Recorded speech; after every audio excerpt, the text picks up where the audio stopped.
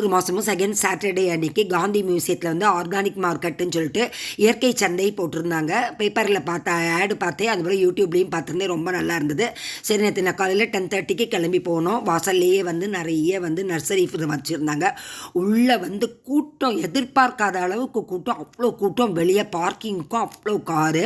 நான் இவ்வளோ கூட்டம் ஆர்கானிக் சந்தைக்கு வரும்னு சொல்லிட்டு நினச்சி கூட பார்க்கல. ஆனால் அவ்வளோ குழந்தை குட்டிகளோடு அவ்வளோ பேர் வந்திருந்தாங்க. நல்லா வந்து முதல்ல வந்து தேன் ஐட்டம் இம்பார்ட்டண்ட்டாக வந்து ஒவ்வொரு பூலேருந்து எடுக்கிற தேன் வயசாக வச்சுருந்தாங்க. அதுபோல் சிறுதானியத்தில் பண்ணது அவ்வளோவுமே வந்து ஸ்நாக்ஸு, நம்ம என்னென்ன ஸ்நாக்ஸ் வேணுமோ பால்கோவாலேருந்து, அல்வாலேருந்து, காரத்துலேருந்து, பக்கோடாலேருந்து, லட்டுலேருந்து ஒவ்வொரு தானியத்துலேயும் பண்ணி எக்ஸிபிட் பண்ணியிருந்தாங்க. சாம்பிளும் கொடுத்தாங்க. ஃபாரினில் காஸ்கோவில் நிறைய சாம்பிள் கொடுப்பாங்க. அதே போல் இந்த இதுலேயும் வந்து நிறைய சாம்பிள் ஒவ்வொன்றுக்கும் கொடுத்தாங்க.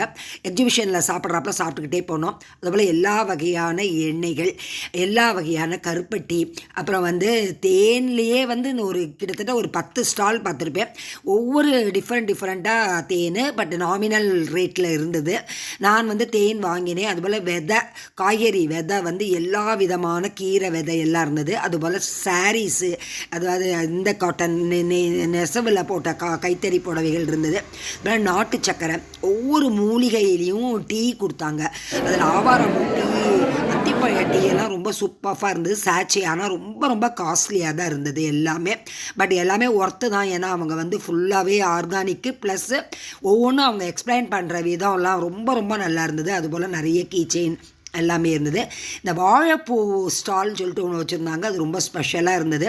வாழைப்பூ பூவில் வந்து இட்லி பொடி, வாழைப்பூ தொக்கு, வாழைப்பூ வடகம், அப்புறம் ரெட் பனானாவில் ஃப்ளவர் மாட்டுன்னு ஒன்று போட்டிருந்தாங்க. இது சாம்பிளும் கொடுத்தாங்க. சூப்பராக இருந்தது. அது எல்லா விதமான பயறு வகைகள் எல்லாமே சூப்பராக இருந்தது. பொங்கல் வருதுனால நாங்கள் வந்து இந்த வெல்லம், நெய் எல்லாமே இதில் வாங்கி பார்த்துருக்கோம். எப்படி இருக்க போகுதுன்னு தெரியலை. ஆனால் வந்து ரிவ்யூ பார்த்தேன், எல்லாமே சூப்பராக தான் இருந்தது. எல்லாமே கம்பேரிட்டிவாக கடையை விட காஸ்ட்லியாக இருந்தால் கூட ஒவ்வொரு ஸ்டால்லையும் அவங்க ஒவ்வொன்றையும் மருத்துவ வேல்யூவோட என்னென்னதுக்கு யூஸ் ஆகும்னு சொல்லிட்டு எக்ஸ்பிளைன் பண்ணாங்க. அதுபோல் நிறைய மெடிசின்ஸும் நிறைய இருந்தது. அதில் வாஷிங் லிக்யூடு இல்லாததே இல்லைன்னு சொல்லலாம். அதுபோல் காஸ்மெட்டிக்ஸ்லாம் பயங்கர காஸ்ட்லியாக இருந்தது. ஒரு சும்மா ஒரு சந்தன பவுடர் ஒரு டப்பா எடுத்தால் கூட 450 550 ஆனால் அந்த கவுண்டரில் இருந்த பொண்ணு ரொம்ப நல்லா எக்ஸ்பிளைன் பண்ணாங்க.